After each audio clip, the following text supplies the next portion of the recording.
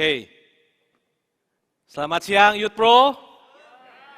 Wah, semangat nih, saya suka yang semangat nih.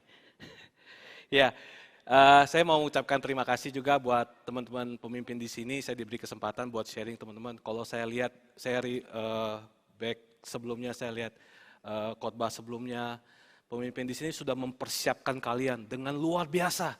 Firman-firmannya, kalau menurut saya sih hari saya nggak perlu ngomong, nggak apa-apa sebenarnya. Firman-firmannya udah begitu tajam, udah dikasih tahu, sangat bagus semua. Tapi kita mau belajar lagi ya hari ini, kita mau belajar lagi untuk lebih lagi. Mau teman-teman? Kita mau belajar? Oke, Kak boleh masukkan slide-nya. Ya, sehari ini kami diberi tema How to Date. Bagaimana kita, saya nggak mau bilang bagaimana kita pacaran, kalian pasti tahu dong. Nah, yang namanya pacaran gimana? Ya pergi makan bareng dan lain sebagainya. Tapi saya mau lebih ke arah value-nya.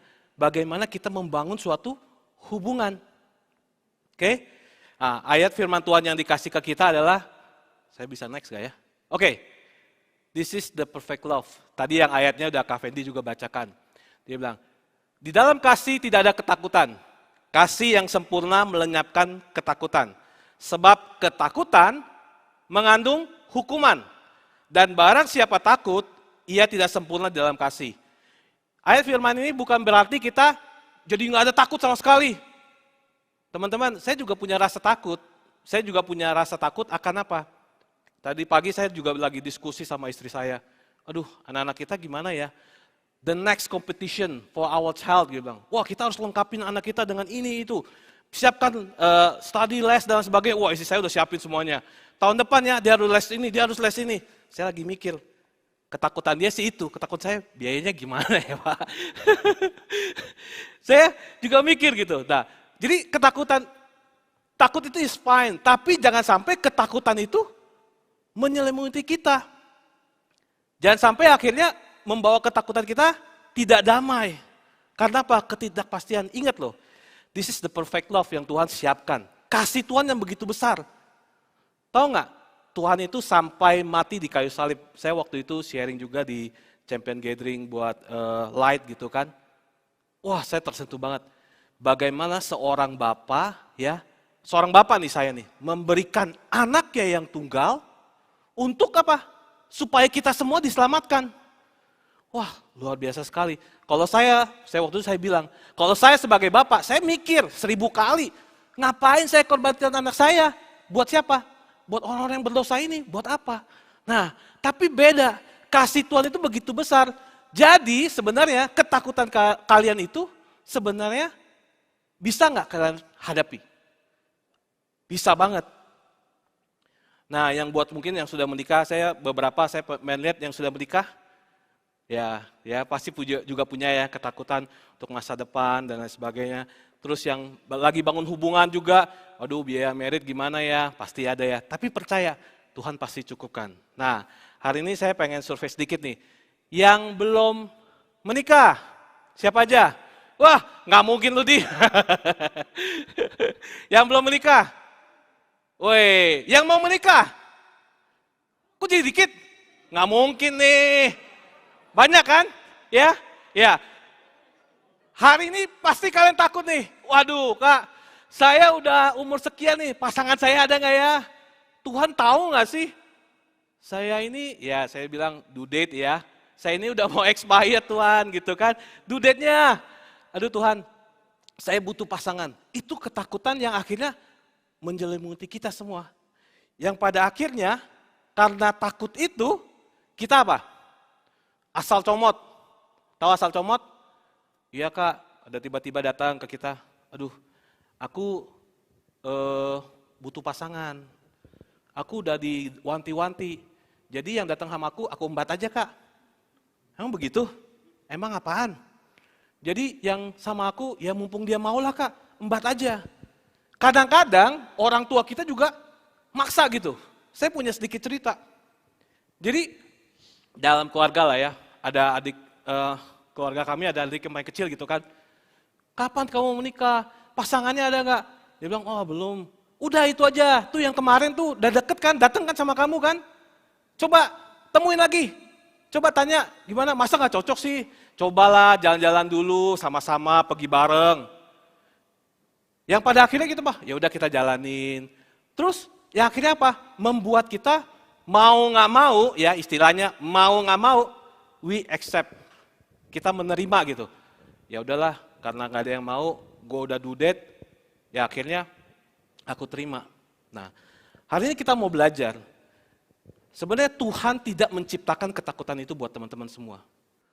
Tuhan itu sedang memberikan yang terbaik loh buat anaknya loh.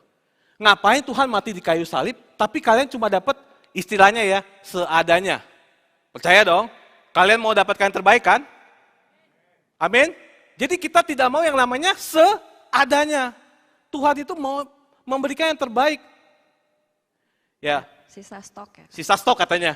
Masa sisa stok terakhir, oh stok terakhir nih buat kamu gitu. Misalkan siapa ya saya lagi lihat, sisa stok terakhir, Cila nih buat kamu deh, sisa stok terakhir. Kan nggak mungkin ya, kita nggak mau gitu.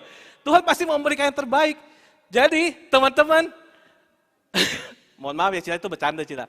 Jadi teman-teman percaya, jangan sampai ketakutan itu menyelimuti kalian. Yang pada akhirnya mengambil suatu keputusan-keputusan yang salah. Ya saya boleh sharing yang pada akhirnya waktu kita kumpul keluarga kita panasin dia kan, ayo coba. Tapi puji Tuhannya dia memegang prinsip ini.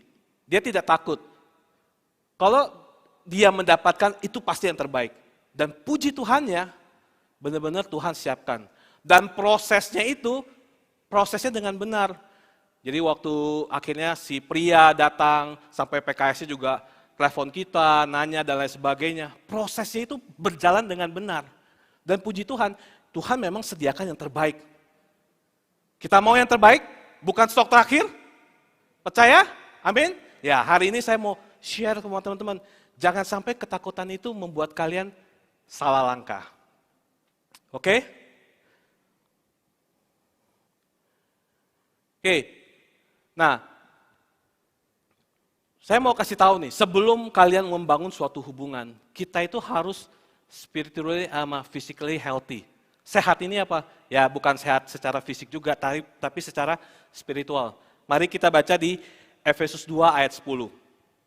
Karena kita ini buatan Allah, diciptakan dalam Kristus Yesus untuk melakukan pekerjaan baik, yang dipersiapkan Allah sebelumnya. Ia mau supaya kita hidup di dalamnya. Jadi kita ini adalah buatan Allah yang sempurna. Buatan Allah yang tidak ada cacat. Dibilang buatan Allah loh. Allah itu kalau membuat sesuatu itu tidak ada cacat celahnya. Jadi kalian itu adalah orang-orang yang sempurna. Nah, saya mau merubah mindset teman-teman nih. Mencari pasangan itu bukan bilang mencari separuh jiwaku. Weh, ya kemarin Pak Rudi bilang, we find our another half. Jadi maksudnya kalian setengah gitu. Kalian itu nggak utuh. No. Kalian itu sebenarnya sudah sempurna. Bilang sama kan gini ya, saya sempurna loh. Tidak bercacat celah. Saya buatan Tuhan. Klaim itu. Ya. Jadi saya mau mindset kalian mau saya rubah hari ini. Jadi jangan berpikir kalau kita mencari pasangan, membangun suatu hubungan, itu adalah untuk melengkapi saya. Wah, saya nggak bisa masak, jadi saya harus punya pasangan yang bisa masak sama saya. Bukan begitu. Tuhan itu tidak menciptakan pasangan kalian untuk menutupi kekurangan kalian. No, memang ya. Memang saya juga setuju. Oh, dia datang memang untuk melengkapi saya dari sisi kekurangan saya. Iya, tapi bukan itu maksud Tuhan untuk ciptain dia untuk melengkapi kekurangan kalian. Bukan. Nanti saya akan sharing apa yang mau Tuhan di dalam hidup kalian. Jadi, kadang-kadang karena kita berpikir untuk memenuhi kebutuhan kita, memenuhi keinginan kita jadinya apa? Punya ekspektasi dong, wah gambaran ya.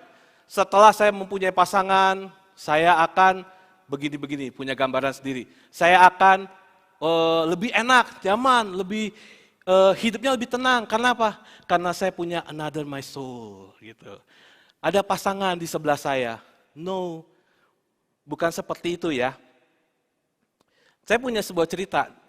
Jadi waktu saya masih di Jakarta juga kita ada satu pasang gitu kan. Mereka itu seorang dokter.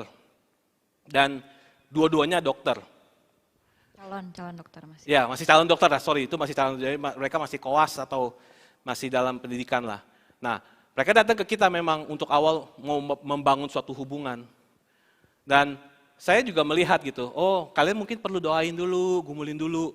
Tapi tiba-tiba dia datang ke kita, halo, bro, kita udah jadian nih. Oh, udah jadian ya?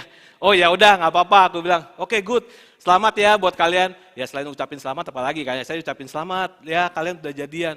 Tapi berjalannya waktu, karena si wanita itu berpikir, kalau saya dengan pasangan saya, dia bisa membantu saya, bisa memenuhi kebutuhan saya. Yang pada akhirnya apa? Waktu dia mengerjain tugas, dia itu panggil pasangannya, kamu sini dong, bantuin aku. Kenapa? Iya susah nih tugasnya.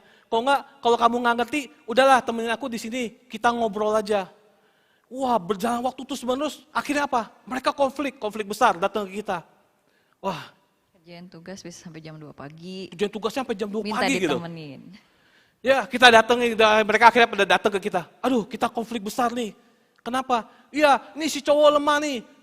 Bukannya bantuin saya gitu kan. Udah tahu saya lagi kesulitan. Kenapa dia nggak mau bantu saya? Dia harus mengerti dong.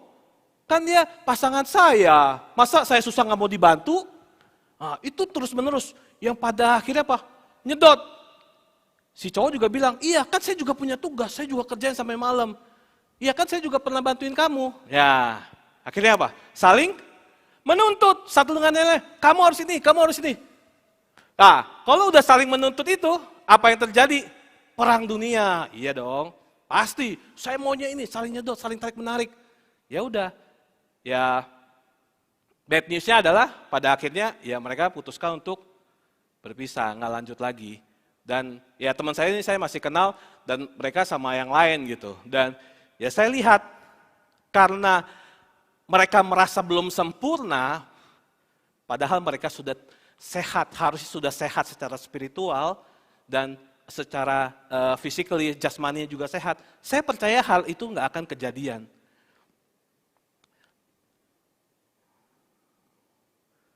Nah, kadang-kadang pada saat kita kalau nggak sehat, jasmani dan rohani kita put some expectation sama pasangan kita. Kita punya mindset, kalau si Fang kemarin cerita, kalau lu mau bantuin untuk cuci baju, carinya pembantu ya. Kalau buat wanita apa? Kalau mau diantar jemput, cari aja Gojek. Ya, setuju ya? Jadi kadang mikir begini, aduh aku mau punya pasangan dia kak, biar apa? Biar bisa diantar jemput, pulang pergi, ada yang nganterin. Ya itu cari aja Gojek gitu.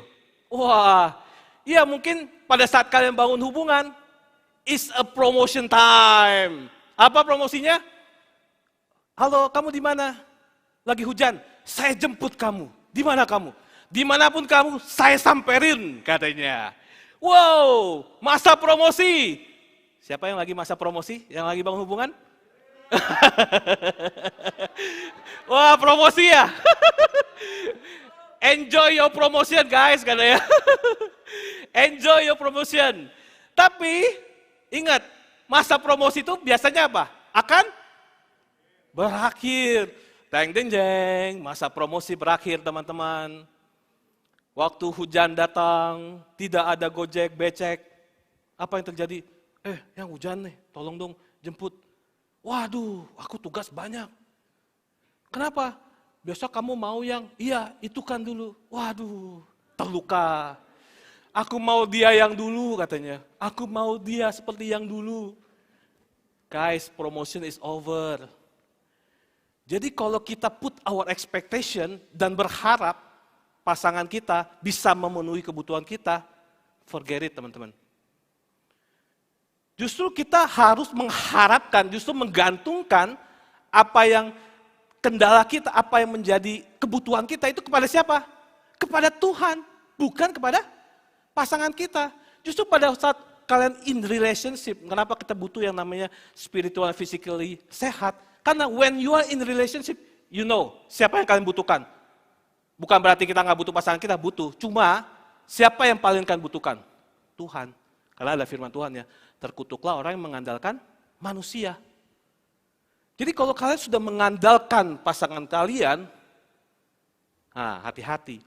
Kadang-kadang setelah kalian menikah, kalian akan menuntut, Papa, rumah belum ada. Papa, cicilan belum lunas. Gimana dong? Apa dong? Kita perlu ini. Yang akhirnya apa? Si pria stres. Iya ya, rumah belum ada, kebutuhan apa lain belum terlengkapi. Yang akhirnya jadi konflik. Jadi sebenarnya kalau kita sudah belajar hari ini dari awal, kita mencari siapa dan bergantung kepada siapa, you are physically, spiritually healthy, saya percaya pada saat kalian berdua lagi bangun hubungan, itu akan akselerasi yang luar biasa. Kalian akan ditumbuhkan. Bukan lagi bicara mengenai apa? Konflik-konflik pribadi kalian. Justru kalian apa? Berjalan bersama-sama dengan Tuhan. Makanya saya setuju sekali kemarin si Fang bilang, oh, kalau bisa cari ya orang yang dalam gitu. Kenapa? Karena biar kalian tahu sama firman Tuhannya. Ya bukan berarti nggak boleh cari orang luar sih. Ya saya percaya apapun itu Tuhan pasti siapkan. Cuma memang kalau mempermudah itu adalah ada di lingkungan punya nilai-nilai yang sama. Makanya jemaatnya harus banyak ya Pak Rudi ya, biar bisa. Biar bisa buka mata lebar-lebar gitu ya. Ya kita aminkan dulu ya, saya percaya Tuhan sudah siapkan yang terbaik buat kalian, karena kalian punya pemimpin-pemimpin yang luar biasa. Amin? Oke, semangat sekali Pak, saya suka Pak. Oke. Kita next lagi ya, coba saya boleh lihat. Oke. Saya bicara mengenai pria, nanti istri saya akan banyak bicara mengenai dari sisi wanitanya. Pria itu yang nantinya akan sebagai bapak.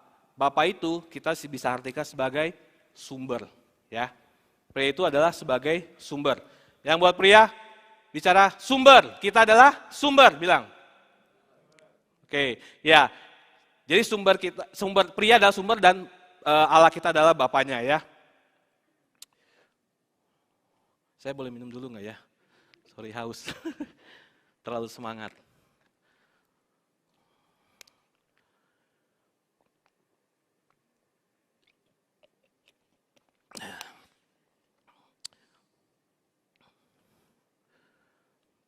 Nah, karena kita sumber, kita harus tahu value-value, nilai-nilai kita sebagai sumber itu. Sumber itu adalah penyedia, penyedia di dalam keluarga lah. Nah, saya punya satu nilai-nilai juga, prinsip-prinsip di mana saya sebagai pria, ini nilai-nilai saya ya, ini yang saya pegang gitu.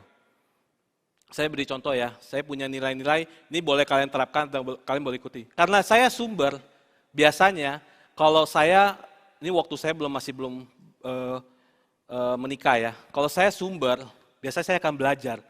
Belajar apa? Saya akan belajar lebih lagi dekat kepada Tuhan. Kenapa? Karena dia adalah sumber yang utama, itu yang pertama.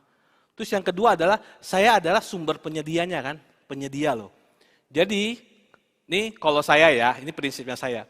Kalau saya lagi makan bersama-sama gitu kan, atau lagi kita mau berdua gitu kan, saya biasanya apa? Yang akan bayarin. Ya, ini nilai-nilai value saya. Karena saya apa? Kayak saya percaya gini loh, saya itu akan menjadi sumber. Dan saya harus belajar gitu. Bagaimana saya sebagai seorang pria, sacrifice ourselves untuk bisa bayarin pasangan saya. Ini nilai value saya ya. Jadi kembali lagi, ini nilai value saya yang saya terapin. Jadi, kita juga harus belajar gitu. Nilai value apa sebagai pria yang harus kita mau tanamin, yang mau kita share sama pasangan kita. Itu dibangun pada saat apa? Pada saat lagi build your relationship dengan pasangan kalian. Itu nggak mudah sih memang. Kadang-kadang saya juga udah sering lihat ya, udah dong, saya udah lihat beberapa kejadian gitu, kayak ada satu artis di mana minta uangnya dengan pasangan. Ya, jadi soalnya sekarang ada namanya emansipasi katanya. Jadi ya dari wanita juga nggak apa-apa sih, dapatnya sumbernya nggak apa-apa gitu. Ya itu betul, cuma jangan jadikan itu sebagai sumber utama kalian. Gitu. Kita juga harus mengakselerasi diri kita biar kita juga dibangun. Biar kita juga belajar benar-benar menjadi sumber. Saya percaya gini loh, Tuhan itu kalau kita dekat dengan Bapa, dia adalah sumber segalanya, Tuhan akan menyediakan. Dan kita akan menyalurkan itu kepada keluarga kita.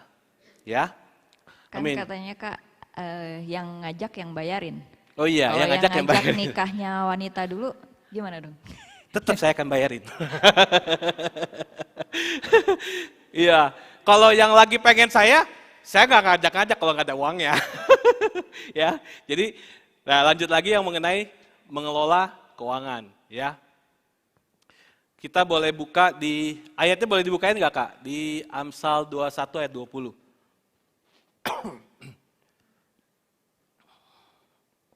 Boleh dibuka ayatnya Kak? Di sini aja, atau di sini?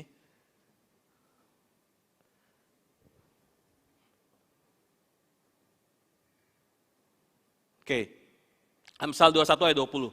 Harta yang indah dan minyak ada di kediaman orang bijak, tetapi orang yang bebal memboroskannya. Ya, kita sebagai pria itu harus pintar-pintar mengelola keuangan kita. Saya melihat ini ya, ada banyak pria yang bukan kurang pintar sih, dia tidak baik dalam mengelola keuangannya. Saya hari ini tidak akan share mengenai pengelolaan keuangan, tapi saya mau kasih tahu, kalau nih kalian yang masih single nih untuk saat ini ya, kalau kalian ya hidupnya hanya bisa untuk menghidupi kalian, ataupun misalkan bulanannya masih istilahnya minta sama orang tua ataupun sesak ya, selama kalian masih sendirian buat seorang pria, saya akan saranin kalian untuk build yourself ya, bangun kompetensi kalian, kompetensinya apapun juga untuk membangkitkan kinerja kalian agar apa? Kalian itu akan menjadi sumber loh. Jadi kalau kalian belum bisa membangkitkan kompetensi kalian dan selama bulanannya masih cekak-cekakan, saya bisa saranin full stop dulu. Mungkin belum saatnya kalian untuk fokus ke situ. Kalian bangkitkan dulu kompetensi kalian. Saya punya skill apa? Saya mau belajar apa? Kembangin terus. Saya percaya gini loh, orang yang mau belajar terus-menerus dan mengembangkan kompetensinya, itu tidak akan kembali sia-sia. Pada saat dia belajar, dia ada sesuatu yang ditambahkan. Tidak ada value yang ditambahkan. Dan dia pasti akan berhasil. Jadi buat teman-teman yang masih berpikiran, udahlah santai gitu, aku main game. Nanti Tuhan kan Tuhan penyedia. Tuhan menyediakan. Semuanya indah pada waktunya. Itu kata Pak Mahayoni ya. Semuanya indah pada waktunya. Kita cuma tiduran. Nggak ngapa-ngapain. Ada yang seperti itu? Ya saya nggak ada sih di sini. Tapi hari ini saya mau mengajak teman-teman untuk belajar. Saya juga diskusi sama istri saya. Istri saya bilang, yaudah kamu ambil S2 atau apa gitu kan, atau planning apa gitu. Saya tahu, saya harus mengembangkan diri saya juga. Nah saya juga mau share buat teman-teman. Kembangkan kompetensi kalian di dalam skillnya kalian. Dan menurut itu aku penting. Jadi pada saat kalian build your relationship dengan pasangan kalian, kalian sudah punya value dan kalian punya suatu nilai-nilai keuangan yang benar. Ada yang namanya compounding saving, ya. Jadi itu yang berlipat kali gandaan. Saya lupa ada ayatnya, tadi saya juga baca di Amsal juga, bagaimana kita bisa menyimpan sedikit demi sedikit yang pada akhirnya bisa menjadi bukit. Jadi kita harus belajar, bukan berarti kalian nggak boleh punya pasangan, bukan. Tapi kalau kalian sudah pintar dan bisa mengelolanya, dan kalian membangkitkan kompetensi kalian, saya percaya Tuhan pasti akan berikan akselerasi setelah itu. Jadi buat pria-pria, siap-siap, oke? Kalian akan menjadi sumber, kalian akan menjadi seorang bapak di rumah. Jadi kalian harus belajar dan kembangkan diri kalian. Dan yang ketiga adalah pria itu harus yang namanya mengambil tanggung jawab. Kalau saya di bimbingan pranikah, saya biasa akan tanya, kalau nih misalnya saya bilang, the bad thing happen in your family, ya akhirnya kalian berpisah. Siapa yang salah? Saya akan tanya gitu. Oh iya dong, tergantung Kak. Ada yang bisa bilang tergantung.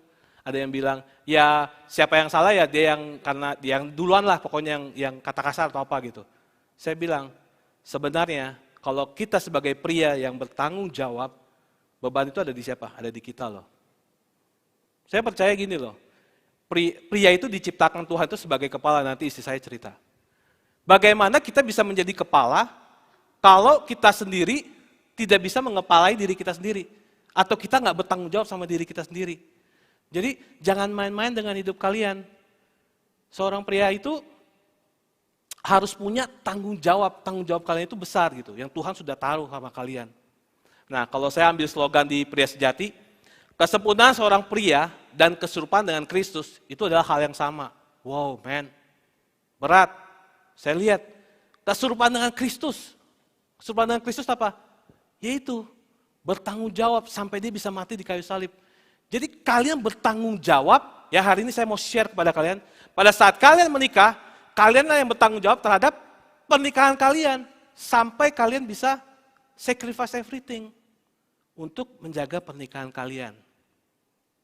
1, 2, 3? Yes. Ya, saya mau pria-pria di sini, Tuhan berikan yang terbaik dan Tuhan memberikan kesempurnaan buat kalian. Amin. Oke, saya next. Saya berikan sama istri saya. Oke. Itu tadi sekilas tentang pria yang sehat ya, mempersiapkan pria yang sehat itu seperti itu kriterianya.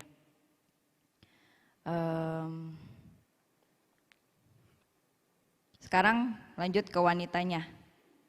Bagaimana menjadi wanita yang sehat, yang utuh di hadapan Tuhan. Sehingga nanti ketika menghadapi suatu hubungan, ketika menghadapi suatu hubungan di dalam Tuhan, di dalam Kristen itu bukan pacaran atau yang coba-coba ya. Hubungannya pasti di dalam Kristen itu adalah hubungan ke arah pernikahan ya. Ke jenjang pernikahan. Jadi standarnya juga tinggi teman-teman ya. Kita tahu pernikahan di dalam Kristen itu adalah sebuah apa? Sebuah perjanjian, covenant ya. Yang berlaku sampai seumur hidup. Berlaku seumur hidup, bukan kontrak. Jadi sampai kalian dipanggil Tuhan kembali baru selesai tugas suami istri. Nah, itu suatu hubungan di dalam pria dan wanita ya. Arahnya pasti ke situ. Juga pernikahan itu di dalam Kristen itu adalah pernikahan yang kudus. Jadi standar pernikahan di dalam kekristenan itu adalah bukan standarnya dunia. Jadi jangan bawa image pernikahan yang ada di dunia itu ke dalam hidup kalian gitu, please gitu, jangan ya. Yang mereka bisa bisa bongkar pasang gitu ya, bisa bongkar pasangan gitu, seininya mereka gitu, nggak bisa. Jadi untuk mempersiapkan pernikahan yang seperti itu, yang standarnya tinggi seperti itu, ya dibutuhkan pribadi-pribadi yang di dalamnya itu yang standarnya tinggi juga, yang sehat gitu loh. Nah makanya kita mempersiapkannya juga nggak main-main gitu ya teman-teman. Kayak tadi yang si pria tadi suamiku udah jelasin. Bagaimana mempersiapkan menjadi seorang pria yang bertanggung jawab, yang cukup settle dalam keuangan, ya nggak besar pasak daripada tiang terus gitu. Mulai bertanggung jawab sama diri sendiri, ya. Dan bagaimana pria itu adalah sumber, tahu gitu posisinya. Nah sekarang wanita kalian udah tahu ya, wanita itu sebagai penolong. Aku nggak buka ayatnya karena ini kalian udah pasti udah tahu, udah sering. Wanita itu sebagai penolong, yang menolong, mendukung, dan juga mengingatkan. Ya. Oke. Kalau kalian suka nonton drama nih ya, mungkin aku yang suka nonton drama ya, kalian enggak. Enggak ada di sini yang nonton ya. Drama klasik nih ya, drama klasik entah itu Chinese atau yang Korea gitu ya. Kalian bisa melihat tuh ya, role-nya, perbedaan role yang besar gitu antara raja dan ratunya gitu kan. Kalau misalnya rajanya mau mengadakan suatu upacara ibadah gitu, upacara ibadat gitu ya, yang mempersiapkan segala sesuatunya, yang prepare dari hal di dapur sampai ke persiapan ritual acara itu sang ratunya gitu kan, si ceweknya gitu. Itu sebagai imam tuh ya, jadi si rajanya mau berperan sebagai imam, nah yang mempersiapkan itu adalah si wanitanya yang sibuk. Lalu ketika sang raja, misalnya ini yang mendidik, mengajar anak-anak itu sang ratunya ya kan. Kamu tahu dong apa yang aku nonton sekarang ya. Yang mengajar, mendidik anak-anak itu sang ratunya. Tapi yang memberikan identitas buat anak-anak tersebut, Lalu yang menentukan anak-anak ini akan mau sekolah apa nantinya, akan jadi apa nantinya, itu sang rajanya, si prianya, gitu ya kurang lebih. Terus kalau misalkan mengadakan perjamuan, entah itu perjamuan keluarga atau perjamuan bisnis, itu kan yang sibuk sang ratunya, si istrinya. Nah itu kurang lebih peran penolong ya, kurang lebih kayak gitu ya. Kalau di drama, kalau di kehidupan sekarang ya sebenarnya sama sih sebenarnya gitu, harusnya gitu, sebagai penolong yang mendukung gitu kan. Nah tetapi bukan berarti wanita itu nggak boleh punya ide duluan gitu.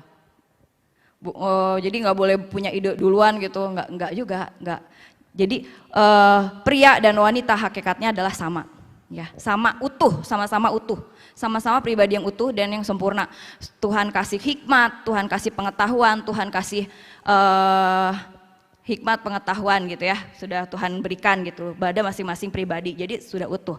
Sebagai wanita dan pria hakikatnya sama, tetapi fungsinya berbeda ya. Wanita sebagai penolong, pria adalah kepala. Itu ya. Nah, aku mau bacain di 1 Korintus 11 ayat 3. Boleh slide-nya aku tadi dibukain.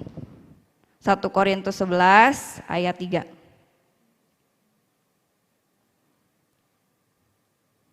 Kita mau baca sama-sama. 1 Korintus 11 ayat 3. Oke. Tetapi aku mau supaya kamu mengetahui hal ini, yaitu kepala dari tiap laki-laki ialah Kristus. Kepala dari perempuan ialah laki-laki dan kepala dari Kristus ialah Allah sendiri ya. Ya. Ini ayatnya, firmannya sudah jelas ya. Kepala dari pria adalah Kristus dan kepala dari perempuan adalah laki-laki sang pria itu gitu ya. Jadi dengan ini Tuhan sudah memberikan identitas kita ya. Sudah semuanya ada posisinya masing-masing gitu ya. Jadi terima teman-teman perempuan, bisa terima ya. Ya harus ya. Pelan sekali Kak terimanya. Harus ya. Nah untuk itu teman-teman ya, untuk kita bisa submit ya, untuk kita bisa menjadi pribadi yang lemah lembut ya, yang bisa submit sama kepala nantinya gitu. Kita tuh juga mesti mempersiapkan diri kita. Nah apa sih yang mau kita lakukan gitu selama kita mungkin masih masa-masanya single ini gitu ya, untuk kita mempunyai kualitas hati yang tunduk, taat ya, yang sebegitunya gitu sama seorang sumber ya. Yang aku lakukan saat itu, next slide Kak ya. Yang aku lakukan ya, aku cari komunitas ya, di mana aku bisa praktekin yang namanya firman ya, tempat mempraktekkan firman, tempat mempraktekkan iman, tempat aku mempraktekkan kasih, tempat aku mengasah kepekaan aku di situ ya. Nggak cuman firman itu nggak cuman sekedar pengetahuan doang, nggak sekedar dongeng, ada yang namanya dongeng Yunus, Daud, siapa lagi wanita, Deborah ya, nggak cuman sekedar dongeng doang, Esther gitu ya, nggak cuman sekedar dongeng doang, tetapi bagaimana aku mengaplikasikan firman itu di mana ya, di komunitas. Nah waktu ketika single ya aku cari komunitas itu gitu, tempat aku gimana, jadi aku bisa tahu gitu, oh ya kalau aku ketemu orang kayak gini, oh aku tuh ternyata masih kayak gini nih, kalau ketemu orang dominan nih aku paling anti nih gitu misalnya ya, aku masih paling anti dan respon gue ternyata bisa kayak gini nih kalau ketemu orang yang kayak begini gitu, ternyata gue masih jelek responnya.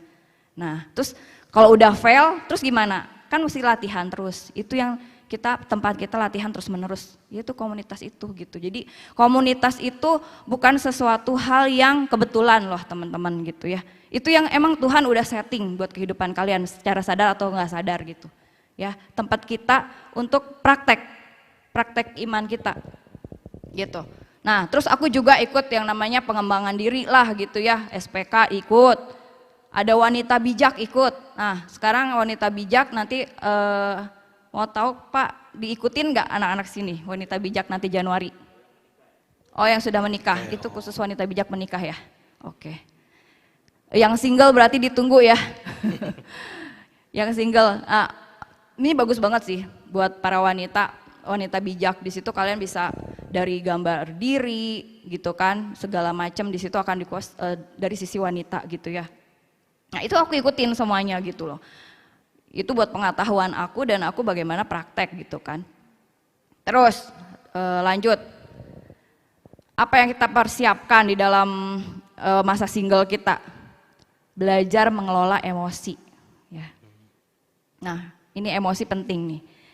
Karena wanita itu adalah makhluk perasaan katanya ya. Emosinya yang lebih bekerja gitu, yang lebih sering bekerja daripada nalarnya gitu ya. Gitu, sering kali begitu kan. Tetapi Tetapi memang benar sih, maksudnya dalam kehidupan selanjutnya pun emosi wanita atau kepekaan wanita itulah ya yang bisa menjadi senjata yang ampuh gitu sebenarnya. Tapi satu sisi emosi wanita itulah juga yang bisa menghanguskan wanita itu sendiri gitu dan bahkan keluarganya gitu ya. Jadi kalau tidak dikelola dengan baik, emosi ini bukan jadi aset yang baik gitu. Bahkan itu akan menjadi senjata makan tuan gitu teman-teman. Nah makanya kita mesti belajar mengelola emosi.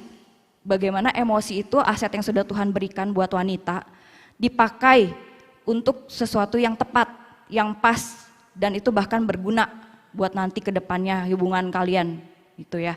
Nanti aku akan kasih tips trik sedikit ya tentang bagaimana kita mengelola emosi. Kita mau lanjut dulu. Poin selanjutnya yang aku mau bahas adalah belajar menundukkan diri yang benar. Ya, belajar, wanita belajar menundukkan diri yang benar. Seperti tadi aku bilang ya, bagaimana kita kalau kita ada di tempat di komunitas yang tepat, itu sebenarnya banyak pelatihan gitu ya yang kamu bisa lakukan gitu. Bagaimana kayak kita tuh melatih gitu kepekaan kita. Oh iya, si itu kayaknya hari ini lagi gini nih. Kelihatan dia lagi sedih gitu. Atau kayaknya dia kenapa ya kok ngomongnya hari ini irit gitu. Nah, kayak gitu teman-teman. Kok kayaknya dia beda ya jawabnya ya. Nah, kepekaan-kepekaan seperti itulah yang sebenarnya wanita punya dan itu sebenarnya modal buat kita gitu loh. Untuk kita bisa care sama orang, ya. Untuk kita bagaimana kita memperlakukan teman-teman kita di komsel gitu ya, di komunitas ya. Apakah kita mau mendiamin aja gitu ya, nggak direspon atau kita mancingnya bener atau enggak gitu ya, atau kita mau gimana gitu. Nah di situ teman-teman ya di komsel ya, gimana kita mau belajar dalam berhubungan dengan orang lain gitu ya. Nah tadi belajar pendudukan diri dengan benar juga. Nah itu juga belajar di komunitas ya. Bagaimana kita belajar menundukkan diri dengan otoritas kita, PKS kita ya, otoritas pijar kita gitu. Mungkin kalau di otoritas di kantor juga sama sih ya, belajar menundukkan diri. Cuman sebenarnya kalau di kantor itu sebenarnya lebih gampang daripada kamu belajar menundukkan diri di dunia pelayanan. Karena kalau di kantor itu kenapa? Di kantor itu kalian dibayar. Jadi lebih bisa respect lah ya sama yang namanya bos di kantor gitu ya. Tapi ketika kamu dihadapin sama di komunitas sepelayanan gitu, gimana kamu bisa tunduk taat sama otoritas ya. Walaupun pemimpin kamu begini, walaupun dia begitu kekurangannya banyak gitu ya, kalau mau dijabarin gitu ya, tapi aku masih bisa submit, tunduk sama instruksi yang diberikan gitu. Nah itu belajar ya teman-teman, nggak memanipulasi, nggak dominasi, nggak mengintimidasi gitu loh, tapi kita lebih mengembangkan karakter, sabar, setia dan bersyukur gitu teman-teman ya. Nah gini loh teman-teman, sebagai wanita yang unik ini ya teman-teman ya, sebagai wanita yang unik, kadang-kadang gini loh teman-teman, kenapa kita perlu cari komunitas yang membangkitkan iman kita, kenapa kita perlu cari Tuhan lewat mengembangkan diri kita, lewat ikut belajar tentang mendalami firman, mengenal lagi siapa Tuhan itu, kenapa gitu loh. Kadang-kadang gini loh teman-teman, sudah berpasangan atau yang sudah menikah mungkin lebih mengerti ya. Kadang-kadang bukan pasangan kita yang salah atau pasangan kita yang kurang baik gitu ya. Atau bukan situasi kondisi yang ada yang salah gitu. Tetapi seorang pribadi yang unik inilah yang kadang-kadang gak tahu gitu ya, memenuhi isi hatinya itu seperti apa gitu loh. Ada something yang kayaknya gak bisa orang lain jawab gitu loh. Ngerti ya perempuan ya, kadang-kadang suka galau gak jelas gitu loh, ada sesuatu yang kosong, yang kurang penuh gitu ya. Yang sebenarnya apa? Ya sebenarnya yang hanya pribadi yang mengenal kita itu adalah siapa? Yang Tuhan. Pribadi, satu-satunya pribadi yang mengenal isi hatiku, kata lagu kan. Hanya pribadi Tuhan itulah. Nah, ketika kita udah membiasakan diri ya teman-teman, dari semasa single, kalian udah tahu ya bagaimana caranya mendekatkan diri sama Tuhan ya. Sampai saat ini pun aku masih lakuin loh teman-teman ya, masih aku praktekin. Ketika aku mulai kosong ya teman-teman, mulai merasa uring-uringan gitu ya, dan aku banyak nuntut ke dia nih, jadinya ke pasangan, banyak nuntut ini itu. Nah aku udah tahu ada sesuatu yang gak beres dari diri aku sendiri gitu sebenarnya gitu. Yang gak beres tuh dari dirinya aku sendiri gitu. Ada sesuatu yang udah gak penuh, tangkinya udah kosong gitu ya. Jadinya respon awal aku itu nuntut ke dia gitu, atau marah-marah gak jelas sama dia gitu. Padahal mungkin bukan dia yang gak baik atau dia kurang baik gitu. Tetapi ada sesuatu yang memang kosong gitu, dan itu hanya bisa dipenuhi oleh ya Sang Pencipta kita gitu. Dan ketika kita udah terbiasa cari untuk kita, oh ya gue mesti connect lagi nih sama Tuhan. Caranya begini nih. Nah kita lakukan dari single begitu. Nanti ketika kita bangun hubungan dan kita udah menikah, kita udah tahu apa kita lakukan gitu. Apa yang akan kita lakukan gitu. Ternyata sumber masalahnya mungkin bukan pasangan kita atau keadaan di sekitar kita, bukan gitu loh. Tapi diri kita sendiri aja yang tangkinya udah mulai kosong, dan kita mesti nyari, itu kita inisiatif gitu loh, inisiatif cari. Misalnya apa? Ikutlah pelayanan, kalau pelayanan masih tidak membuat kalian dekat sama Tuhan ya, komunitas yang lain misalnya reading Bible group atau apa gitu ya, kalian bisa cari gitu loh, yang bisa membantu kalian untuk mendekatkan diri kalian sama Sang Sumber yang di atas gitu loh. Karena gini loh Tuhan, teman-teman ya, kita itu harus sering-sering recheck gitu loh iman kita gitu. Apakah benar kita tuh masih di dalam Dia dan Dia itu di dalam kita. Kalau enggak, kita akan nyedot ke sekeliling, dicari-cari semua kesalahannya. Tuh tadi gini. Lu tadi kenapa pulangnya terlambat? Lu menghindari ya, nggak mau ketemu anak-anak ya, mau suruh gue ya terus ya gini. Dicari gitu semua kesalahannya gitu ya. Padahal diri kita sendiri yang ada sesuatu yang nggak puas, ada sesuatu yang perlu kita isi gitu loh. Nah itu teman-teman, kenapa kita mesti belajar ya teman-teman, ikutin semua yang Tuhan mau gitu, untuk supaya kita mendekatkan diri sama Tuhan. Gimana caranya gitu? Cari dari kalian masih single, aktif gitu, jangan diem aja gitu. Mau berkomunitas kah, mau pelayanan kah, cari komunitas-komunitas yang membangkitkan iman kalian gitu loh teman-teman ya. Oke, aku mau bacain di 1 Petrus 3 ayat 3 sampai 4. Perhiasanmu janganlah secara lahiriah, yaitu dengan mengepang-epang rambut, memakai perhiasan emas atau dengan memakai pakaian yang indah-indah. Tetapi perhiasanmu ialah manusia batiniah yang tersembunyi dengan perhiasan yang tidak binasa, yang berasal dari roh yang lemah lembut dan tentram dan yang sangat berharga di mata Allah. Ya teman-teman, jadi kita perlu roh lemah lembut itu dan tentram itu sendiri, karena yang bisa beri itu hanya Tuhan, bukan pasanganmu. Ketika pasanganmu ngasih emas 500 kg gitu, baru kamu lemah lembut dan tentram gitu. Tentram gue habis dikasih emas gitu, tentram masa depan gue sampai anak cucu. Enggak ya, bukan kayak gitu. Semua harta di dunia itu bisa habis gitu ya, dalam bentuk investasi apapun gitu. Karena kita nggak tahu kan ke depannya akan gimana gitu. Tetapi ternyata gitu ya, kita harus cari roh yang lemah lembut dan tentram itu hanya di dalam Tuhan. Amen. Nah itu harus direveal terus teman-teman, dan itu aku masih lakukan loh sampai sekarang. Kalau aku udah mulai ngalamin Tuhan, walaupun aku udah pelayanan ini itu malah tambah bikin aku exhausted gitu ya, aku cari. Sampai sekarang aku masih cari gitu ya.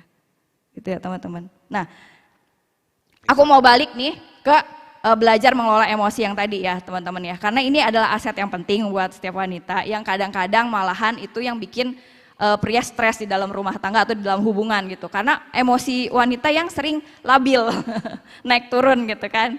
Nah, aku tuh lagi belajar tentang neuroscience sebenarnya. Ini sebenarnya buat aku sendiri dan buat aku ngajarin ke anak-anak. Tapi aku pengen bagi ini buat kalian. Ini sebenarnya hal simpel ya. What happened to our body when we get angry gitu ya. Nah, supaya teman-teman kalian tahu. Jadi ketika kita marah gitu ya, teman-teman, ketika tubuh kita mengalami satu hal yang tidak sesuai dengan keinginan atau pemikiran kita nih teman-teman, ada yang namanya tanda bahaya atau signal alert yang dikirimkan sama otak di amigdala, katanya namanya amigdala di tengah belakang ini teman-teman. Jadi ketika ada satu hal yang nggak sesuai nih ya, atau yang tanda apa yang tubuh kamu respon nggak benar nih, itu ada signal alert yang mengingatkan kita di otak manusia bagian belakang. Nah, ketika amigdala itu nyala, amigdala itu akan mengirimkan signal alert ke seluruh tubuh, sehingga tubuh itu akan bereaksi. Tubuh yang bereaksi menjadi apa? Atensi kita jadi berkurang. Next slide Kak. Atensi kita berkurang, tekanan darah jadi tinggi, ya. Lagi next slide. Nafas dan detak jantung lebih cepat. Bener nggak nih teman-teman, cek sendiri. Kalau lagi emosi begini nggak nih, ya, tekanan darah kita tuh sebenarnya jadi tinggi. Nafas, detak jantung jadi lebih cepat. Dan sebenarnya pencernaan dalam tubuh kita tuh berhenti, stop ketika kita lagi emosi, ya. Nah, lanjut. Oke.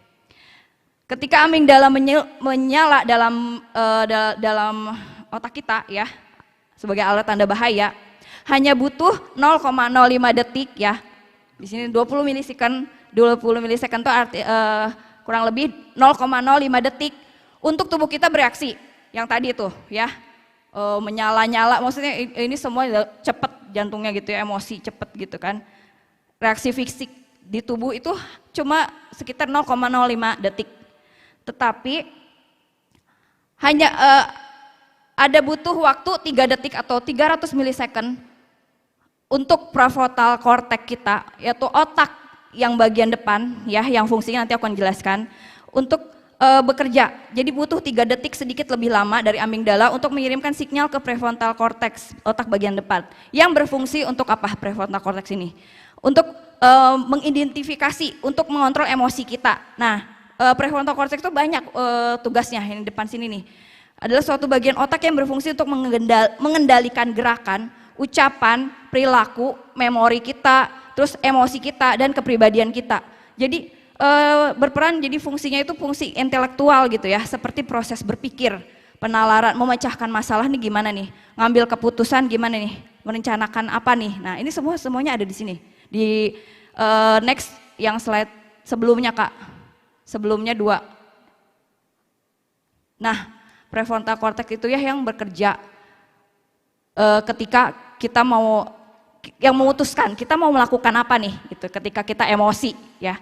Tapi masalahnya itu butuh waktu sedikit lebih lama daripada tubuh kita bereaksi self defense kita gitu ya, animal instinct kita gitu kan, animal instinct kita bekerja.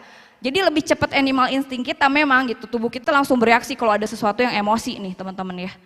Daripada otak kita berpikir dulu untuk menyaring, oh ya gue mau lakuin apa ya, ada kejadian ini gue mesti lakuin apa. Nah itu butuh 3 detik sedikit lebih lama.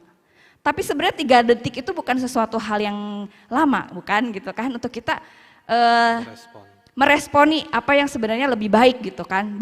Next slide Kak. Nah gitu, untuk apakah kita mau langsung bereaksi atau kita berpikir dulu about the consequences-nya gitu. Apa yang menjadi konsekuensinya kalau gue ada emosi terus gue langsung melontarkan kata-kata kasar ya, verbal abuse atau physical abuse apalagi gitu ya. Nah tapi seringkali kita tuh lupa gitu, hanya untuk butuh waktu sebentar sejenak aja tuh kita lupa gitu. Kita langsung cenderung bereaksi gitu kan, kalau ada sesuatu yang emosi gitu. Langsung kita melontarkan kata-kata yang mungkin menyakitkan ya, kata-kata yang sia-sia gitu ya. Yang which is itu tuh sebenarnya sama menyakitkannya dengan perbuatan kasar fisik gitu ya. Sama menyakitkannya, karena kata-kata yang sudah dilontarkan kan nggak bisa ditarik ya, berbekas gitu. Dasar lu selalu begini, dasar lu ceroboh gitu ya, atau apa gitu ya. Nah ini ya wanita, seringkali emosi nyambung ya langsung gitu, mulutnya gitu. Nah jadi apa yang harus kita lakukan nih teman-teman? Untuk kita bisa kasih jeda buat otak kita nih ya, supaya pikir gitu kan, supaya prefrontal cortex itu bekerja dengan sempurna. Apa yang mesti kita lakukan? Coba Kak lanjut. Nah ini teman-teman, kita butuh namanya atur nafas kita, tarik nafas dalam-dalam. Jadi itu sesuatu yang simpel yang setiap orang bisa lakukan gitu loh sebenarnya, dan itu kita udah tahu, tapi kita sering lupa kan gitu. Tapi itu ternyata secara sains pun memang terjadi seperti itu gitu loh. Itu efeknya gitu loh, ketika kita tarik nafas dalam-dalam gitu ya, berarti kita memberikan otak kita jeda sebentar untuk prefrontal cortex ini bekerja gitu, nyaring, oh ya gue mau lakuin apa ya gitu. Kalau gue lakuin ini nanti gue jadi begini atau konsekuensinya apa gitu. Nah dia juga bisa menurunkan heart rate gitu kan, blood pressure-nya jadi lebih rendah gitu, nafas kita jadi lebih normal dan kita lebih tenang gitu. Dengan waktu hanya kurang lebih 3 detik gitu ya teman-teman, tarik nafas pelan-pelan. Kalau bisa confess sambil confess ayat ya.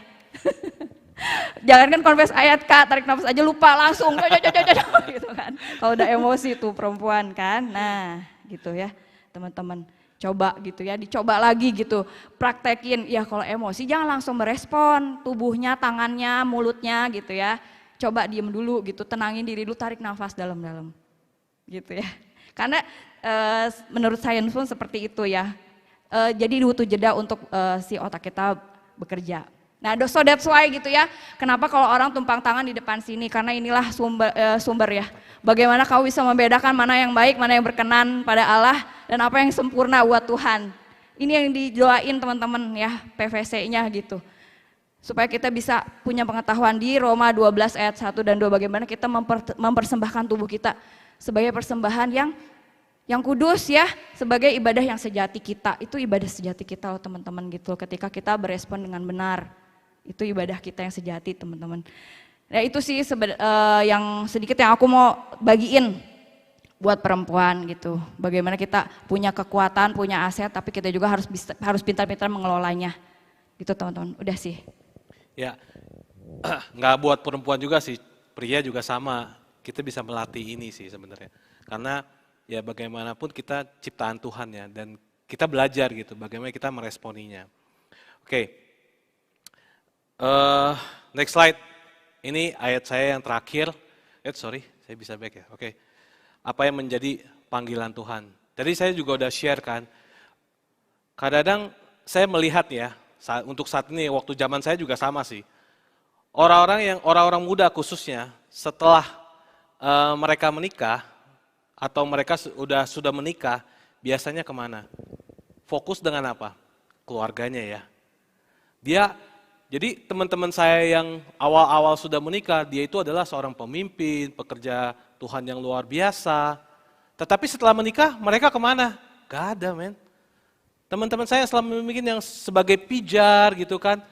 Kenapa? Alasannya apa? Mereka bilang. Karena apa? Untuk ngurus keluarga. Saya lagi mau fokus untuk urus keluarga saya, lagi mau membangun keluarga saya. Setelah dia bangun keluarganya, saya mau fokus urus anak saya. Yang pada akhirnya nggak pernah selesai, yang pada akhirnya apa? Orang-orang yang berkeluarga pada saat di zaman saya itu, pada saat itu adalah mereka itu pada hilang. Yang mereka itu, ya saya nggak tahu sih mereka ibadah di mana saat ini ya, tapi saya percaya Tuhan pasti akan memanggil mereka suatu hari nanti. Nah, mengenai panggilan, sebenarnya Tuhan itu sudah memanggilkan kita untuk kita menjadi selamat. Itu yang paling penting. Tuhan menjadi juru selamat kita dan kita masuk ke tahta kerajaannya. Yaitu kalau kalian telusuri, itulah panggilan Tuhan buat kepada kalian. Saya mau baca yang di ayat 2 Petrus 1 ayat 10 sampai 11. Boleh dibuka Kak slide-nya. 2 Petrus 1 ayat 10, karena itu saudaraku, berusahalah sungguh-sungguh supaya panggilan dan pilihanmu makin teguh. Sebab jikalau kamu melakukannya, kamu tidak akan pernah tersandung. Nah, sampai stop sampai ayat ini dulu. Jadi kalau kamu melakukan panggilan kamu dengan sungguh-sungguh, kamu tidak akan tersandung.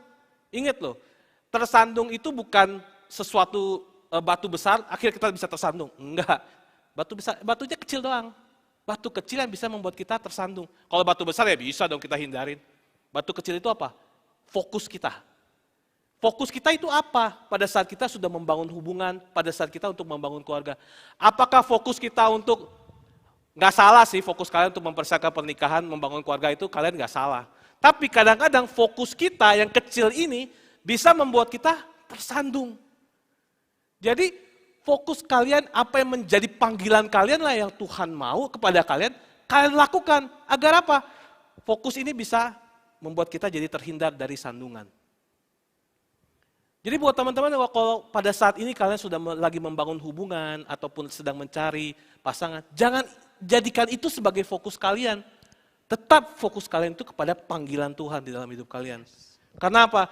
Kalau saya lihat ya, emang sih mereka itu tidak ada yang salah. Mereka fokus keluarga, membangun keluarga, membesarkan anak, itu gak salah. Hanya mereka itu lupa hal kecil inilah yang membuat mereka akhirnya tersandung. Mereka konflik yang tidak berkesudahan. Karena apa? Ngurusin keluarga itu gak selesai-selesai.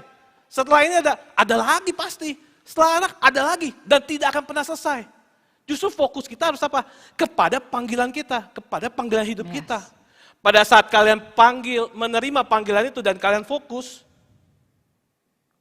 di ayat selanjutnya dengan demikian kepada kamu akan dikaruniakan hak penuh untuk memasuki kerajaan kekal. Nah, yaitu kerajaan Tuhan dan juru selamat kita, Yesus Kristus. Itulah tujuannya. Pada saat kita bisa fokus dengan panggilan Tuhan, kita itu akan masuk kerajaan kekal. Saya mau kasih tahu teman-teman, kalau sampai menikah itu, ya, kalau sampai menikah itu kalian melepaskan Tuhan Yesus, sampai kalian menikah kalian tinggalkan semuanya, apa yang terjadi? Bisakah kita masuk kerajaan kekal? I don't know. Aku tidak tahu. Cuma Tuhan bilang, tujuan kita adalah masuk ke kerajaan kekal ini untuk masuk. Dan saya bisa bilang sih kepada teman-teman, kalau sampai kita menikah dan kita melepaskan akhirnya kerajaan kekal ini, is a pity. Ya. Ada banyak teman-teman kita ya khususnya, they lost their calling because of they are married with the wrong guy or with the wrong woman. Mereka menikah dengan seseorang yang salah. Ya saya percaya sih kasih karunia itu bisa menyertai kita. Tapi apakah mereka bisa sampai berkesudahannya? Saya nggak pernah tahu.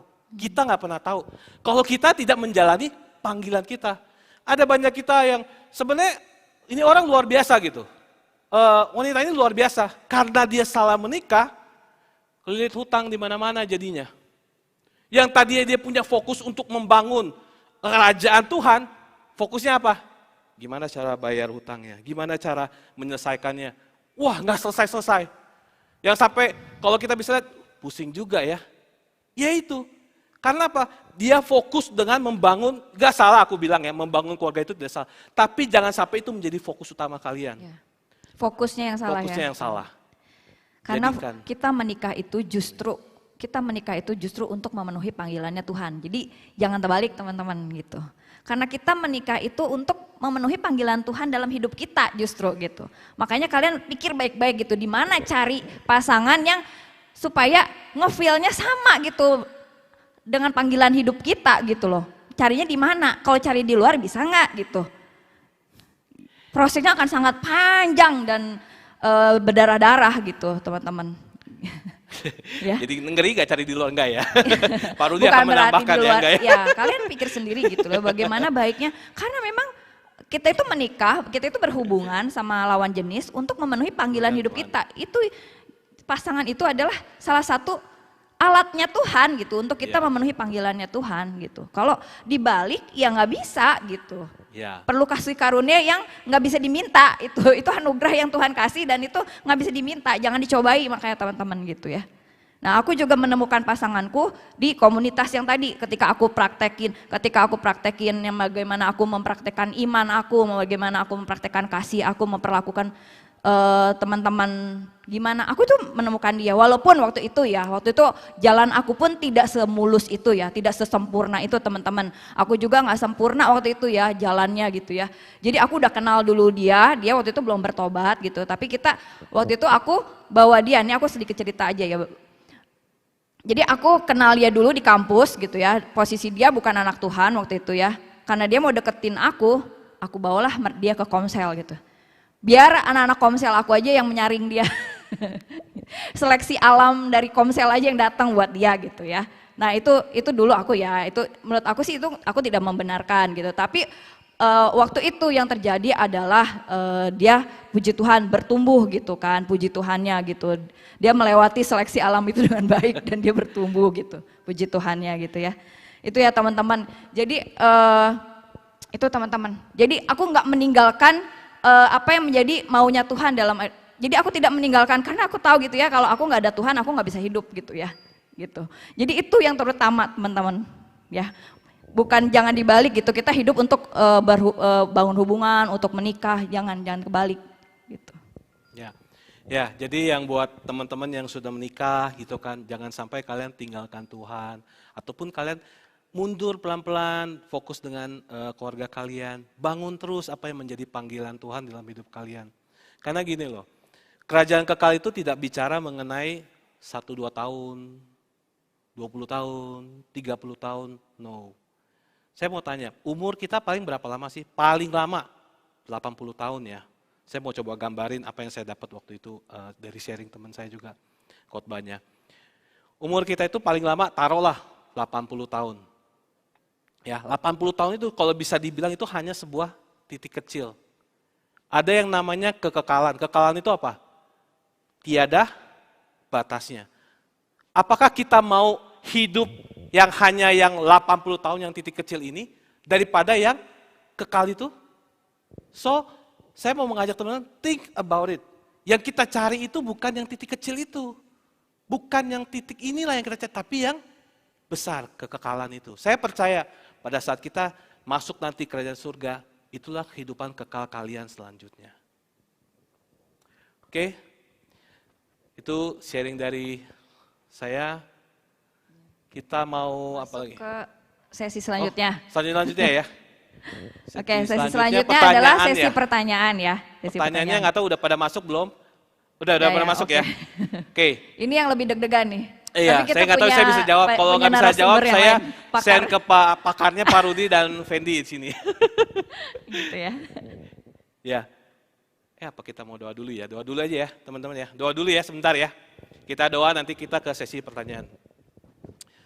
Ya Tuhan, terima kasih Tuhan buat firman-Mu Tuhan. Hari ini Tuhan telah mengingatkan setiap kami Tuhan, anak-anak-Mu di sini Tuhan. Di mana di masa muda mereka Tuhan, mereka boleh terus melayani Engkau Tuhan, mereka boleh terus berapi-api di dalam Engkau Tuhan. Tuhan kami percaya Tuhan, apa yang menjadi kebutuhan mereka Tuhan. Engkau Allah Tuhan yang berikan yang terbaik Tuhan buat anak-anak-Mu Tuhan. Pada saat mereka Tuhan mau Tuhan membangun suatu hubungan Tuhan, mau mempunyai suatu hubungan Tuhan.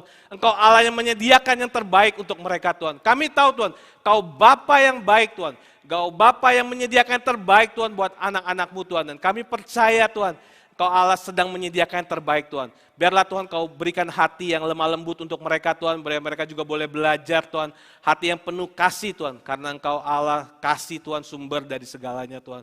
Tuhan biarlah Tuhan firman ini Tuhan boleh tertanam di hati mereka Tuhan. Mereka boleh bertumbuh, mereka boleh belajar Tuhan. Di mana di masa muda mereka Tuhan, mereka juga boleh melakukan yang terbaik Tuhan. Mereka boleh menyebarkan firman-Mu Tuhan dimanapun mereka berada Tuhan. Tuhan terima kasih Tuhan buat firman-Mu hari ini Tuhan. Kami serahkan Tuhan anak-Mu Tuhan ke dalam tangan-Mu Tuhan. Di dalam nama Yesus kami telah berdoa dan ucap syukur. Amin. Oke, boleh masuk ke pertanyaannya?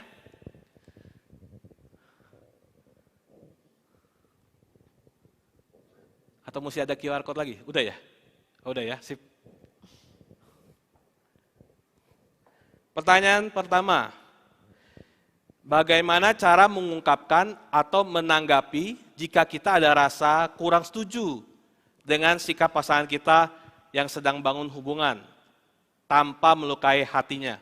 Yang kasih ini Onong ya. Mana ada Onong? Waduh sebentar lagi menikah ya Onong ya. Nggak apa-apa pertanyaan di sini aja biar saya bisa mengolah juga. Taruh di sini boleh nggak TV? Mati lagi. Oke, ya. Bagaimana cara, kamu mau jawab apa aku? Aku aja ya. Bagaimana cara mengungkapkan atau menanggapi jika kita ada rasa kurang setuju dengan pasangan yang sedang bangun hubungan tanpa melukai hatinya? Kalau menurut saya ya, kalau yang sesuatu yang tidak kritikal atau sesuatu yang membangun, ngomong aja, to the point. Karena kadang-kadang kita muter. Pria itu bukan tipikal orang yang bisa muter-muter gitu. Langsung to the point aja. Ya, kalau kamu kasih tahu dia, kamu kasih untuk tujuan punya mindset, saya mau kasih tahu dia tapi untuk membangun dia, bukan untuk menjatuhkan. Kadang-kadang mohon maaf ya, buat wanita itu kadang-kadang punya hidden agenda. Ini mohon maaf kalau memang benar. Kadang-kadang kita punya hidden agenda yang kita sebenarnya mau kasih tahu dia, tapi punya hidden agenda, biar dia memenuhi keinginan kita. Tapi kalau kita punya untuk membangun pasangan kita, atau ada sesuatu yang kurang setuju untuk membangun pasangan kita, diungkapkan aja. Jadi untuk membangun ya, tipenya untuk membangun, bukan punya hidden agenda yang dimana kalian nggak setuju, yang akhirnya kalian ya manuver lah, dengan manuver. Nah, jadi kalau saya boleh saran, kalau kamu punya sesuatu yang mau diungkapkan kurang setuju, sampaikan aja. Yang tipikalnya membangun. Dan saya percaya kalian akan siapin kata-kata yang juga sifatnya membangun. Ingat ya, tujuannya membangun. Ada dong cara untuk membangun, enggak, kamu sih, atau nadanya, ya itu yang harus diterapkan. Saya percaya gini, kalau kalian memberikannya dengan hati yang lemah lembut, ya kasih tahu, saya kurang setuju di sini dengan hati yang lemah lembut, semua siapapun bisa menerimanya. Oke? Ya. Jadi jangan takut konflik ya. Ya. Justru semasa promosi inilah kalian semasa sebelum nikah ini justru gitu, ungkapkan, kita pengen tahu responnya seperti apa, dan the worst case-nya gimana kamu sudah tahu gitu. Justru harus dikomunikasiin apa yang isi hati kamu seperti apa, kalau dia seperti ini, aku seperti ini, hatiku kayak gini nih, kalau kamu melakukan ini, aku tuh sebenarnya kayak gini loh, nggak enak loh gitu. Nah itu justru diungkapkan, justru lebih bagus kalau sebelum menikah, jadi kamu bisa tahu ya respon terburuk apa dan kamu harus gimana, ya trial error gitu. Ya, jadi jangan takut konflik, justru belajar dari situ kan kita bisa belajar tuh, bagaimana cara menyelesaikan konfliknya. Oke, good question. Jadi jangan ragu-ragu, hajar bleh. Oke, ada lagi? Oke, bila selama ini cowok yang mendekat di luar dari standar yang kita miliki, atau yang hidup sungguh-sungguh di dalam Tuhan, apa yang harus kita lakukan? Apakah kita harus menurunkan standar? Gimana? Kok nggak ada yang nanyanya, nggak ada nama ya? Oh nanti ya, oh ya nggak apa-apa, oke. Oh ya ini soalnya sedikit sensitif, oke betul. Yang pasti nanya cewek, soalnya bilang cowok. Oke, kamu mau jawab? Aku dulu, oke. Kalau menurut aku ya, ini selama ini nggak tahu dia benar-benar sungguh di dalam Tuhan atau enggak ya. Jadi gini, saya nggak tahu standar apa yang kalian taruh di dalam diri kalian. Contoh misalkan, apakah standar ganteng, standarnya kaya, standarnya cinta Tuhan. Susah banget itu carinya ya Pak ya. Jadi kalau kalian punya nilai-nilai value yang tidak berhubungan dengan firman Tuhan, ya kaya, ganteng, cinta Tuhan, terus apa lagi ya? Ya pokoknya luar biasa banget ya, 1 in a million gitu. Mungkin kalian tidak akan menemukan. Yang which is, mungkin sampai saat ini standar yang kalian tetapkan itulah yang dimana akhirnya kalian kesulitan. Kenapa? Karena kalau kalian sudah menetapkan standar itu yang bukan menjadi firman Tuhan, mungkin Tuhan belum kasih kepada kalian. Ada kalanya memang kita harus menurunkan standar. Ya saya percaya nih, setiap wanita itu punya kriteria ya. Saya mau punya suami seperti ini, saya mau punya pasangan seperti ini. Iya, mungkin kalian punya kriteria. Tapi yang terpenting adalah jika kriteria itu masih di dalam koridor firman Tuhan, mungkin kayak you have to think about it. Tapi kalau si prianya udah di luar dari firman Tuhan, gelap dan terang tidak bisa bersatu, udah langsung lupakan, dicoret. Kalau standar kalian itu. Tapi kalau standar kalian adalah ganteng, kaya, baik hati, Pinter. cinta Tuhan, pinter. Peka. Waduh, itu siapa tuh yang sebut tuh? Semuanya tuh. Drama Korea banget Drama itu. Korea banget. Ya. Teori mempersulit hidup. Teori mempersulit hidup ya. Jangan mempersulit hidup ya teman-teman ya. Aduh, sudah sulit nih hidup. Ya. Maksudnya gini, ketika aku sendiri ya menemukan suami aku ini yang sekarang, ya dulu aku tidak menemukan kriteria aku itu atau standar aku itu gitu, aku pun gitu ya. Tetapi yang aku lihat adalah potensinya. Jadi potensi itu kan bukan sesuatu yang udah jadi, tapi baru potensi gitu ya. Aku melihat bagaimana dia, makanya aku bilang, aku bawa dia ke komunitas aku gitu ya. Aku mau lihat gitu bagaimana nih dia responnya gitu kan. Nah dari situ kelihatan gitu loh, maksudnya kita bisa ngeliat oh bagaimana caranya dia memperlakukan teman-teman gitu, enggak cuman ke gua doang nih baiknya gitu.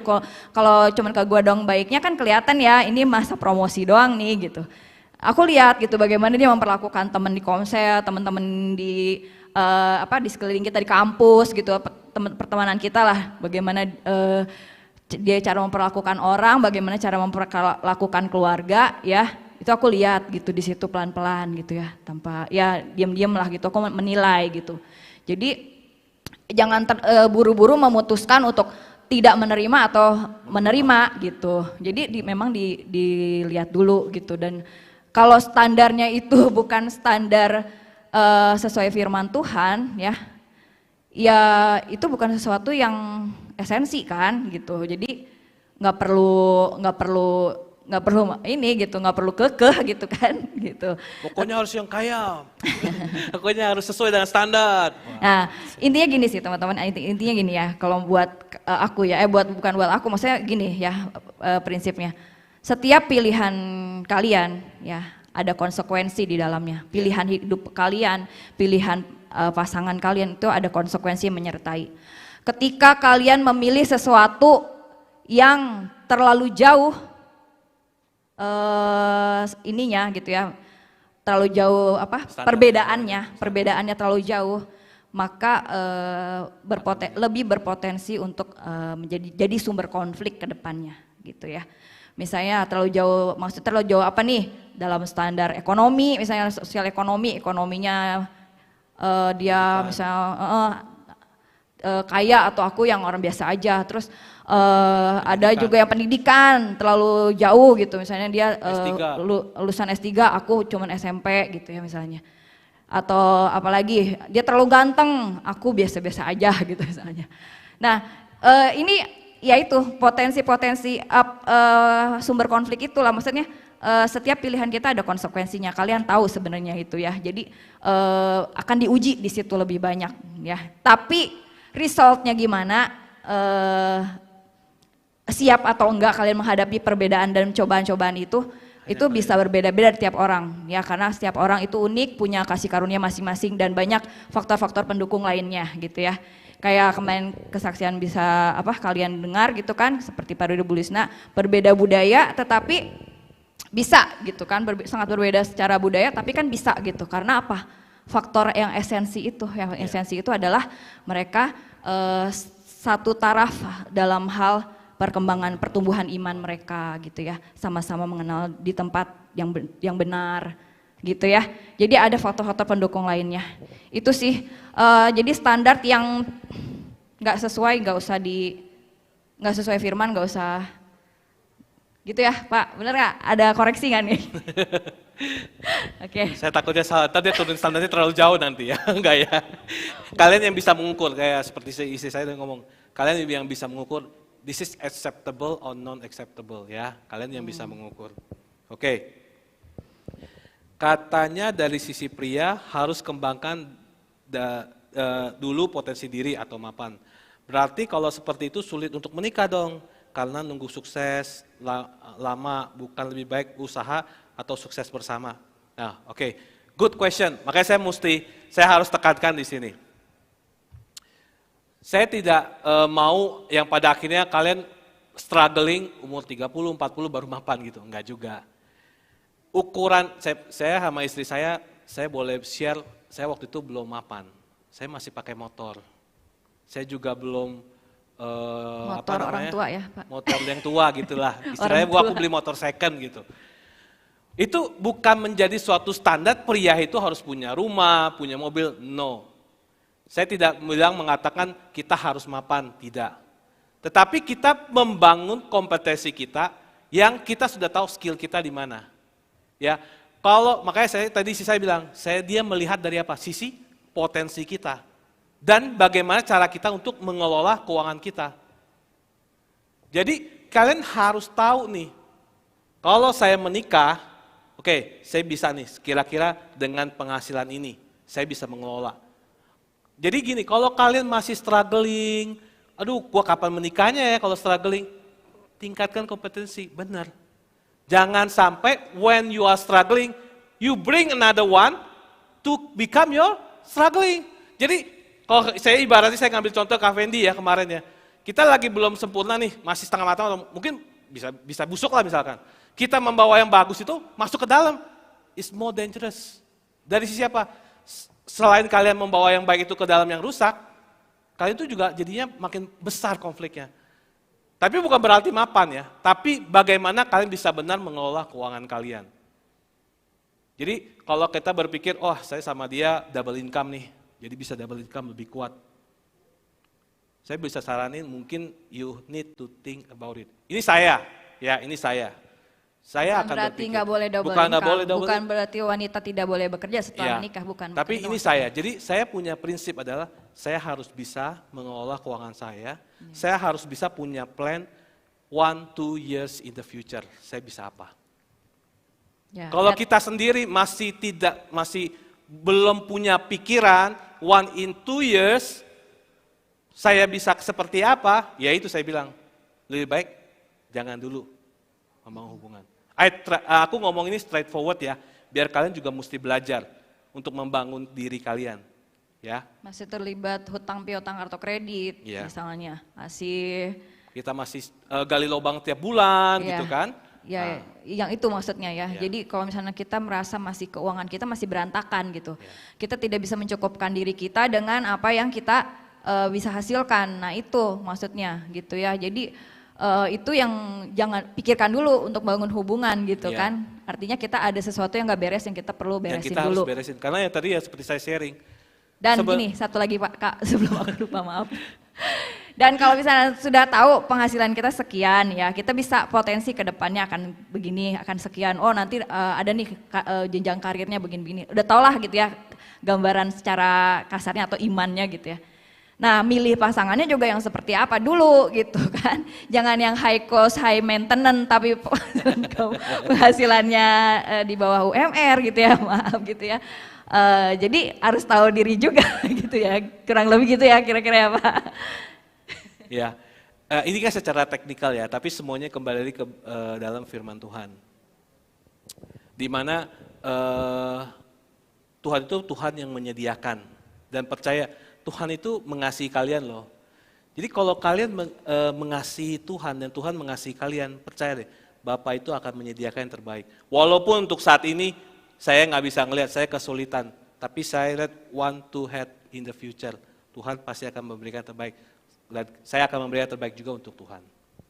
Dan saya percaya dengan prinsip yang namanya kebenaran firman Tuhan, di mana kita hidup di dalam Tuhan, Tuhan akan memberikan yang terbaik juga buat anaknya. Oke? Setuju? Waktunya sudah habis, kita mau buka kartu komitmen. Ya teman-teman udah pada dapat? Hah? Udah lanjut ya. Oke, Sekarang boleh diambil kartunya dan dibuka kartu komitmen kalian. Jadi begini teman-teman, kalian kan udah pernah nulis komitmen kalian berapa minggu yang lalu ya. seminggu yang lalu komitmen kalian. Ketika kalian single, kalau kalian single sekarang itu apa komitmen kalian? Kalau kalian lagi berpasangan, kalian komitmennya apa? Ketika kalian yang sudah menikah, komitmennya sekarang apa? Kalian sudah pernah tulis. Dan sekarang kalian bisa buka apa yang dibagikan tadi, isinya adalah satu kartu. Ya, boleh dibaca dan direnungkan teman-teman. Di situ tim Youth Pro sudah menyiapkan dan mempersiapkan sedemikian rupa. Bagus banget. Kartu komitmen kalian tertulis di sini, tertera nama kalian ya dan komselnya. Ini bisa kalian bawa kemana-mana sebagai pengingat komitmen kalian. Kalian bisa baca, renungkan setiap kali kalau kalian lupa apa yang menjadi komitmen kalian di hadapan Tuhan. Ya teman-teman. Oke, kita perlu ucapin nggak perlu ya? Oke, sudah kita serahkan kembali.